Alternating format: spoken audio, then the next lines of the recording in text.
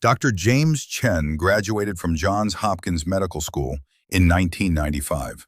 By 2010, he was earning $420,000 a year as an orthopedic surgeon in Chicago. He owned a beautiful home in the suburbs. His kids went to private school. He drove a Mercedes. In 2023, at age 58, his financial advisor sat him down and told him the truth. If he retired at 65, he would run out of money by 78. James had earned over $6 million in his career. He had less than $800,000 saved. This is not a rare story. According to a 2022 survey by Medscape, nearly 40% of physicians over 55 say they cannot retire comfortably on their current savings. Not because they didn't earn enough, because the system around them was designed to capture that money before it ever had a chance to grow. Today, we're going to talk about exactly how that happens and what it looks like at every stage of a physician's career. Let's start with the uncomfortable question. How does someone earning $400,000 a year end up financially vulnerable? The answer is not laziness. It's not poor character. It's a combination of structural forces that specifically target high-income professionals, and physicians are at the center of that target. Here's the basic math that most doctors never actually sit down and run. The average physician starts earning their real salary at around age 32. That's after 4 years of undergrad, 4 years of medical school, and anywhere from 3 to 7 years of residency and fellowship. During those training years, they weren't building wealth. They were accumulating debt. The average medical school graduate in the United States carries $200,000 to $300,000 in student loan debt on day one. So the starting line isn't zero, it's deeply negative. Then comes the first attending paycheck. And this is where the second problem begins. Because after a decade of earning $60,000 a year in residency, suddenly receiving $35,000 a month triggers something psychologists call lifestyle inflation. And it happens fast, almost automatically, and it's almost impossible to reverse once it's set in. The house gets bought, the car gets upgraded, the private school gets chosen, the vacation gets planned, and all of that spending gets locked in, not as one-time purchases, but as recurring monthly obligations that now define the minimum cost of the physician's life. That's the trap, and it's built before most physicians even realize they've stepped into it. Now let's talk about the machinery, because this isn't random. There are specific financial mechanisms at work that pull money away from physicians at every stage. The first mechanism is taxation. A physician earning $400,000 in a high-tax state like California or New York is paying a combined federal and state marginal rate that can exceed 50% on their top dollars. That means half of every additional dollar they earn above a certain threshold goes directly to taxes. Not invested, not saved, gone. Most physicians accept this as inevitable. It isn't. There are completely legal structures, S corporations, defined benefit plans, real estate professional status, Augusta rule elections, that high-income earners in other professions use routinely. Physicians, because of their training focus and time constraints, disproportionately skip these. The second mechanism is the financial services industry. Physicians are among the most aggressively targeted clients for financial advisors, insurance agents, and investment product salespeople. Why? Because they have high income, low financial literacy relative to that income, and almost no time to verify what they're being sold. The most common products sold to physicians, whole life insurance, variable annuities, actively managed mutual funds with high expense ratios, are disproportionately profitable for the advisor and disproportionately expensive for the physician. We'll do a full video on each of these. But for now, understand that the financial industry's incentive is not to maximize your net worth. It's to maximize their revenue. The third mechanism is debt psychology.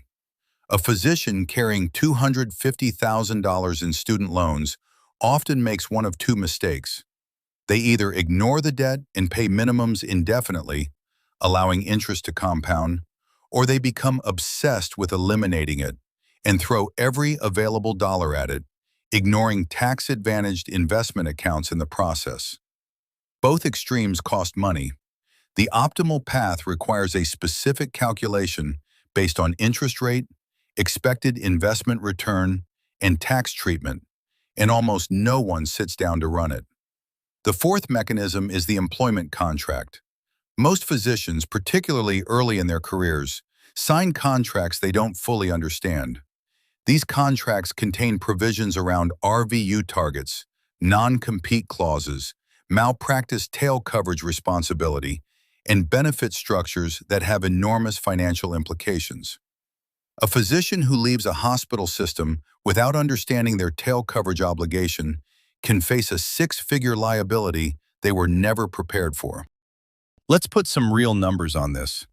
Take two physicians. Both are 32 years old. Both just started attending positions earning $350,000 a year. Same income, same starting point. Physician A does what feels natural. She buys a $900,000 home with a jumbo mortgage. She has two car payments totaling $2,200 a month. Her kids are in private school at $40,000 a year. She's contributing to her 401k, but only up to the employer match because cash feels tight.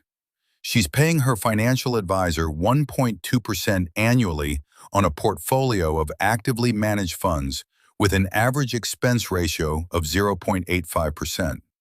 Combined, she's paying nearly 2% a year just in fees on money that isn't performing. Physician B makes different choices. He buys a $600,000 home. He drives a 3-year-old Volvo. He maxes his 401k, $23,000 a year. He opens a backdoor Roth IRA, another $7,000. He works with a fee-only fiduciary advisor who charges a flat $5,000 a year, not a percentage. He spends 2 hours with a CPA who sets him up with an S-Corp and a solo 401k that allows him to shelter an additional $40,000 annually. Fast forward 25 years. Both earned identical salaries throughout their careers. Physician A, at 57, has approximately $1.4 million saved. Her monthly obligations are so high she cannot comfortably retire until 67. Physician B, at 57, has approximately $3.8 million saved. He has the option to retire at 60. Same income, same career length, $2.4 million difference. The gap is not talent, it's not luck, it's structure. Now let's talk about the real estate piece, because this is where physicians leave some of the most significant money on the table. The IRS has a classification called real estate professional status. If you or your spouse qualifies, and qualification is possible for a non-working or part-time working spouse, you can use real estate depreciation losses to offset your W-2 income. A physician in the 37% federal bracket who has a spouse who qualifies for REPS and invests in real estate can potentially eliminate tens of thousands of dollars in tax liability every single year. Legally, this strategy is used routinely by wealthy Americans across every industry. The physician community is among the least likely to know it exists. And then there's the insurance problem. The average physician carries the wrong disability policy, the wrong amount of life insurance, the wrong structure of malpractice coverage, and in many cases, a whole life policy they were sold in their first year of attending life that is quietly destroying their long-term returns. We did a calculation on a real policy sold to a 33-year-old physician. The whole life policy cost $18,000 a year in premiums. After 20 years, the cash value was approximately $220,000. If that same physician had purchased a 20-year term policy for $1,200 a year and invested the $16,800 annual difference at a 7% return, the conservative long-run average of a diversified index fund, they would have had over $730,000 in that account. Same protection, $510,000 more in wealth. One decision made at 33 made a $500,000 difference. So what does a physician actually do with this information?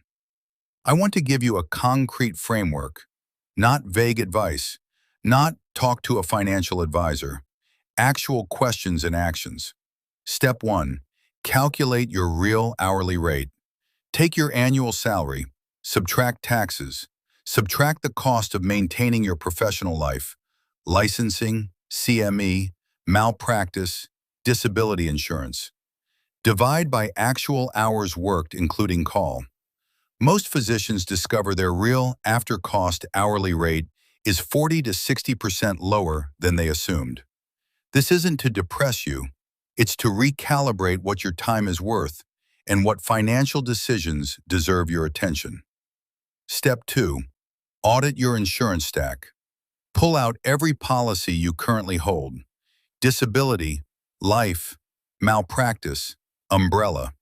For each one, write down who sold it to me, how they were compensated, and what the policy actually pays under what specific conditions. If you cannot answer those questions, you don't understand your coverage. And if you don't understand it, you almost certainly have gaps. Step 3. Find a fee-only fiduciary. Not a financial advisor who earns commissions. Not a broker. A fee-only fiduciary standard advisor, ideally one who specializes in physicians. The difference in advice quality is not marginal, it is categorical. The National Association of Personal Financial Advisors, NAPFA, has a directory. Start there. Step 4. Have one conversation with a CPA who works with high-income business owners, not just a tax preparer. Ask them specifically about S-Corp election, if you have any 1099 income, defined benefit plans, and real estate professional status. These 3 topics alone can change your tax liability by tens of thousands of dollars annually. Step 5. Before you sign any employment contract, any contract, pay an attorney who specializes in physician contracts $500 to $1,500 to review it. The non-compete clause, the tail coverage provision, and the RVU structure are the 3 sections most likely to cause financial damage. The cost of the review is trivial compared to the cost of not understanding what you signed. None of this is complicated. None of it requires a finance degree. It requires recognizing that your medical training, as rigorous as it was, did not prepare you for the financial environment you entered, and that the people who profit from your financial decisions are not automatically aligned with your best interests. The $6 million physician who couldn't retire comfortably wasn't a failure. He was a brilliant doctor who trusted the wrong systems and never had anyone explain what was actually happening to his money. That's what this channel is for. Next week, we're going to go deep on disability insurance, specifically the policy language that leaves physicians exposed, the difference between own occupation and any occupation definitions, and the exact questions you need to ask before your next renewal. If you found this video useful, subscribe, not because of the algorithm, but because the next several videos build directly on what we covered today. Each one will give you a specific, actionable piece of the financial picture that medical school never taught you. I'll see you in the next one.